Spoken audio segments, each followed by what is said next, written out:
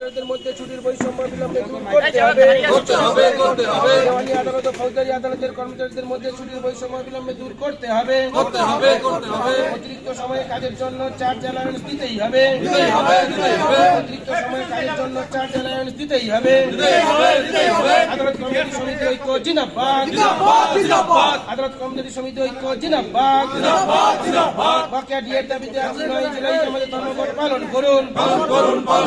বকেয়া ডিএর দাবিতে আজ 9 জুলাই ধর্মঘট পালন করুন। যারা সিনিয়র যারা আছে সামনে চলে আসুন।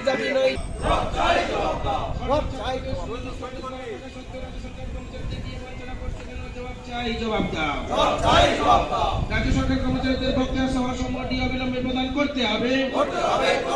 রাজ্য সরকার কর্মচারীদের বকেয়া সহ সমূহটি অবিলম্বে প্রদান করতে হবে। বকেয়া ডিএ আমাদের দাবিতে কর্মচারীদের আন্দোলন চলছে চলবে।